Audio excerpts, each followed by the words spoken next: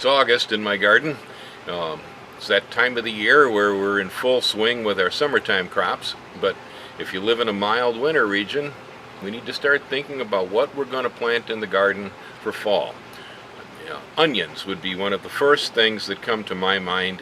They take quite a while to size up, and so if you plan to grow onions from seeds, then there's no time like the present in August to get the seeds started. First off, you need to select some varieties that are to your liking. I have one of the little Italian button onions over here. This one right here is a hybrid sweet Spanish type, and then over here I have a storage type called copra. What sort of onion you use really will depend on the climate in your area and personal tastes. I mean, favorites are always the large red sweet onions like Stockton Reds. Those are a day neutral onion. They work here well as a fall planted crop. Walla Walla onions, if you live in the northern tier, a little bit higher latitude, we can grow them here just barely. If you live in the top third of the United States, the Walla Walla is an outstanding onion to be using for a sweet crop in the garden. Anyway, if you want sweet onions, you're either going to have to buy plants from somebody else who raised them, or you're going to have to plant your own from seed.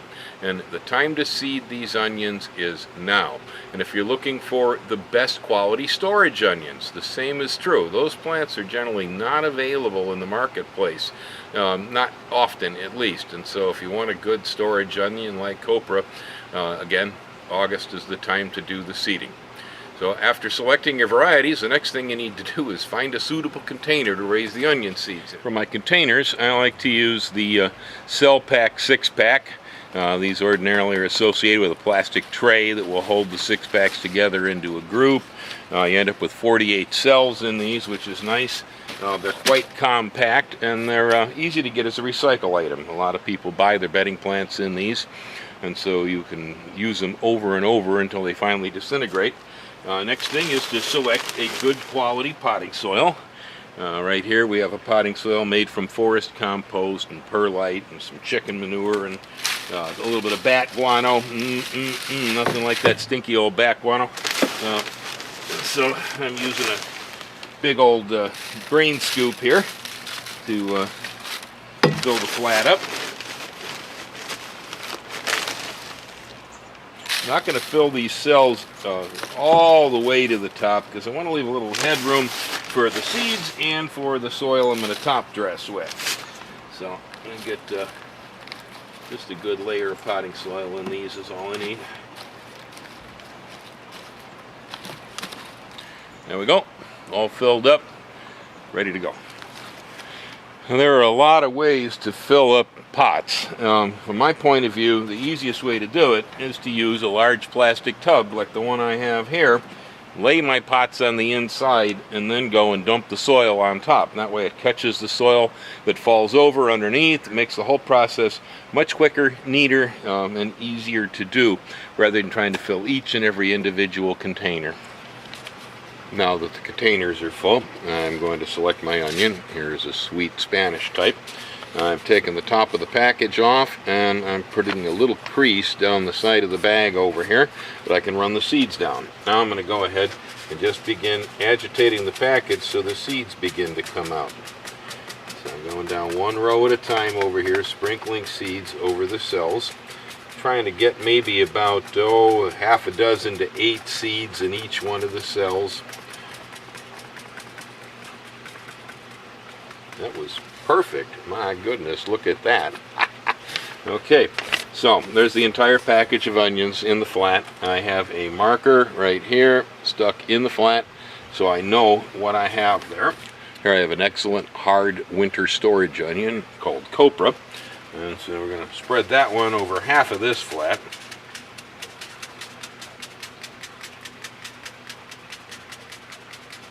So I'm just tapping the side of the package over here, and I'm running seeds down the little groove I made.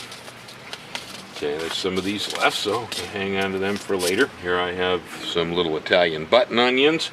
Now, onion seed does not have a long storage life. And so my best suggestion to you is use the entire package in the first year. If you must save seed, I wouldn't bother to save onion seed for more than 2 years. By the end of the second year, most of it's going to be dead. This stuff just doesn't have much of a life to it. All right, there we go. Now we've got all the onion seed into the flats. The next thing we need to do is top dress them with some soil. And so right here I have a mixture that I made out of milled sphagnum peat moss, perlite, and vermiculite. Now, if you're not familiar with those materials, this is vermiculite. It's the shiny popped mica rock. It's sterile and it holds plenty of moisture. This one right here is perlite. That's a popped lava rock that holds mostly air, a little bit of moisture. And then milled sphagnum peat. Now this is different than just classic peat. This is sphagnum peat. It's actually from a type of a moss that grows in old glacier lakes and so on. This stuff is sterile. It holds a lot of water, and so these three materials combined make an excellent top dressing to put over the top of the onion seeds, because the onion seeds are weak germinators. They're also subject to damping off, which means that the seedling gets fungus and dies before it gets growing. So these materials are sterile. They have plenty of moisture in them. They stay loose. They don't crust. And they'll be easy for the onions to get through. So then the next thing I'm going to do is distribute a little bit of this over the top, like I'm putting crumbles on top of coffee cake here. Dampen this material before using it, because the peat moss has a tendency to get really dry and dusty, and it will resist water. And so I don't want the water to start running off the top of my seed flats the first time I water them. Okay, so there, we put a good layer of it over the top. Now I'm going to even the layer off nicely so it's smooth. Then I'm going to pack it down just like that into the 6-packs. Press the seed nicely into the soil. I'm going to do the same thing here with the other flat.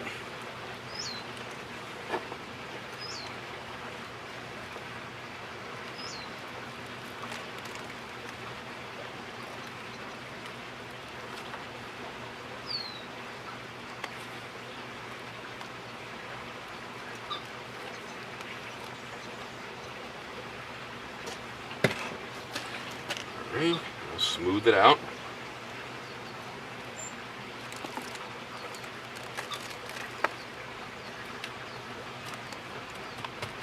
Okay, and pack it in.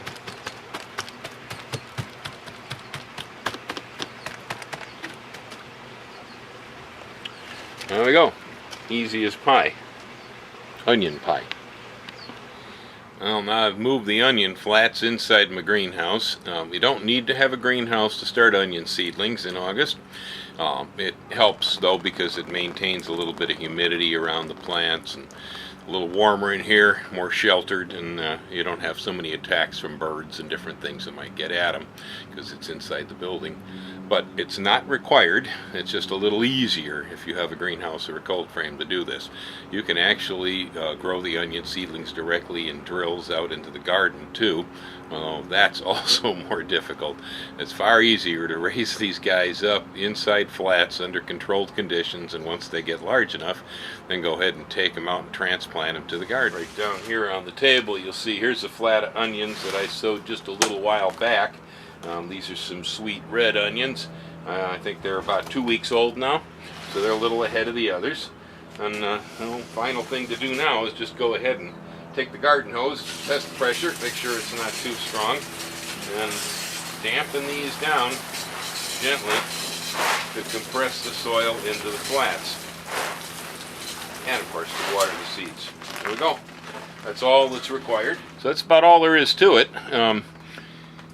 We're just going to let these guys grow here inside my greenhouse until somewhere probably late September. I'll move the flats out into the garden, expose them to full sun and a little bit of wind and outdoor environment so we can harden the plants up.